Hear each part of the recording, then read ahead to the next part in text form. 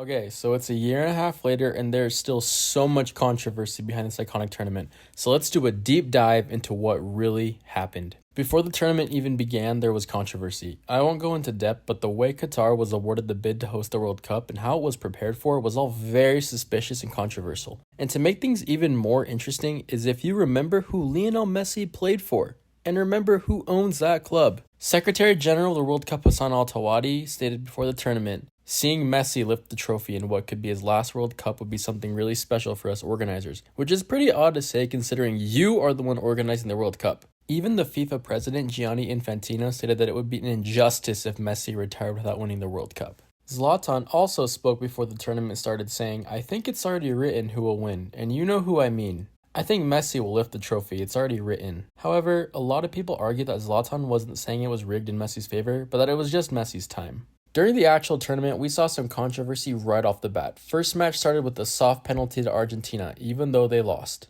Group stage match against Mexico too has shown signs of conspiracy. No penalties, but it's interesting to note that Mexico's coach Tata Martino happens to be from Argentina, and has the same city as Messi too. And it's even more interesting to note that immediately after the World Cup, he left the Mexican national team to coach Messi's new team, Inter Miami. Now, if you dig even deeper at the preparation Tata Martino made for the World Cup, it gets even more suspicious. Several sources online state that Martino didn't even watch any Liga MX games before the tournament, which is strange considering that you generally would find your best talent within your own domestic league. Therefore, a lot of people were upset that certain players were not called up to a final World Cup squad, including Santi Giménez. He was also reported to be on medical leave several weeks before the World Cup started, but was seen at the Argentina training grounds, which is interesting because if you go to the training ground in Manchester, Argentina, why couldn't you be with your own team at training to help them prepare? He also expected the loss to Argentina, and therefore tried to play for a tie. A lot of people argue that this mindset to begin the match makes you lose motivation and momentum. He played an unfamiliar formation with multiple players out of position. This includes using 5 at the back, multiple non-strikers being forced to play striker. This was also brought up by Edson Alvarez,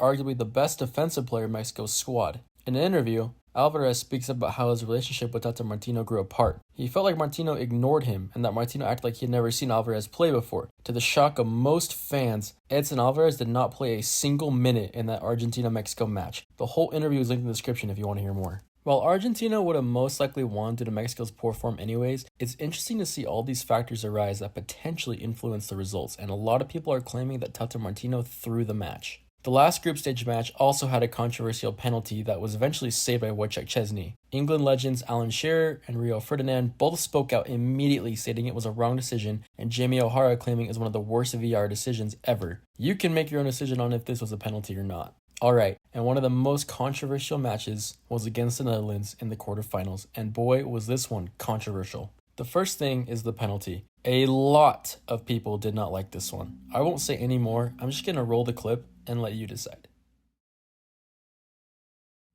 Next is the Messi handball. About 10 minutes into the second half, the ball very clearly and deliberately hits Messi's hand, which he was not booked for. Majority of people were shocked, and with Messi picking up a yellow near the end of the match, many people stated that Messi should have been sent off. And lastly is this incident with Leandro Paredes. After a foul on Nathan Ake, Paredes boots the ball right at the Dutch bench, who then erupts, and many people question how Paredes was not handed a red card and sent off. The Netherlands were obviously furious, as it could have forced Argentina to play with 10 men, but instead they had the full 11 on the pitch, and Paredes even scoring his penalty during the shootout. Whether you side with Argentina or the Netherlands, I think we can all agree that the referee during this match did a very poor job at controlling the game. Messi went on to say, I think that FIFA cannot use this referee for this type of match because he is not up to the task. Emi Martinez had some words too, saying the ref gave everything to them. It all turned upside down. He gave 10 minutes extra time for no reason. He just wanted them to score. And then he took it even a step further, saying that referee is crazy, arrogant. You say something to him and he talks back to you. It's crazy. Because Spain were eliminated, he wanted to eliminate us. He's the worst referee at the World Cup. Hopefully, we won't have him again. He's useless. Now, even though they may not be wrong, this is where the issue kicks in. After the press conference, FIFA opened up an investigation against Argentina for breaching Article 12 and 16 of the FIFA disciplinary codes. Article 12 is the big one and deals with misconduct of players and officials and states that players shall be suspended for misconduct as specified. The argument is that what Messi and Emi said met the criteria for these misconducts: unsporting behavior toward a match official, and intimidating or threatening a match official. Regardless of if you think they did or not, they were not punished. The crazy thing is, this referee actually quit and retired after this controversial match. He also came out saying Messi's celebration was a provocation, which if true, would technically meet the criteria for punishment being warranted as well. The Netherlands were obviously very unhappy after the match too. Frankie de Jong, who you would least expect to speak out against his former Barcelona teammate, said, "When regular playing time was over, the Argentina players all went to him, and from then on, he only whistled for Argentina." He then went on to cite numerous occasions where he believes certain calls should have been made, and then finished by saying he was really scandalous. And here he was beyond reason. I think he lost his way in overtime. And it could well be that the greatness of Lionel Messi had an influence on that. Netherlands coach Louis van Gaal said in an interview as well, "When you see how Argentina got their goals and how we got our goals, and how some Argentina players overstepped the mark and were not punished, yeah, then I think it was all premeditated." To which the interviewer tried to clarify by asking that Messi had to become world champion, to which Van Gaal then replied, "I think so, yes." Another quarterfinal match went with controversy as well, Portugal versus Morocco.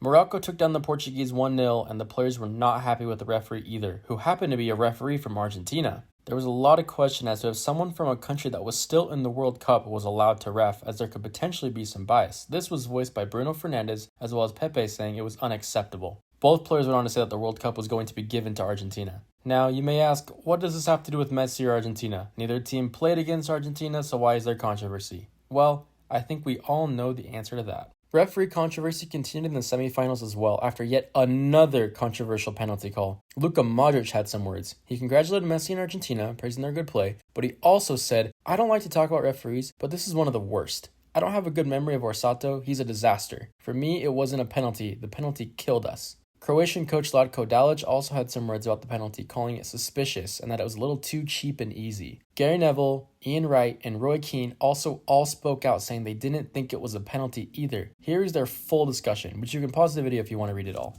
Alright, now on to the final. Almost 200,000 French fans actually signed a petition to replay the final as they claimed multiple instances of unfair play, including that the Dembele Di Maria incident was too soft to be a penalty, and that Mbappe was fouled by Christian Romero before the build-up to Di Maria's goal. Adding to those, there are also claims that France had the opportunity to counterattack and put the match away, but the referee did not play advantage for France, stopping their attack. The referee actually commented later, admitting that he made a mistake with this whistle. And two of the biggest claims was when Lionel Messi scored Argentina's third goal in extra time. Should this goal have stood? And no, I'm not talking about Rafa Varane's big bum keeping Lautaro Martinez on side. I'm talking about something else. First, did Messi interfere with this play? Messi was in an offside position when the ball was played. However, he did not play the ball and therefore he was not ruled offside. French media claims that even though he did not play the ball, he did interfere with play, as his positioning pulled French defenders slightly away, helping create the chance for goal. This claim isn't very strong though. The second one holds a little more credibility. If you look here, there are two bench players that appear to be on the pitch when Messi scores,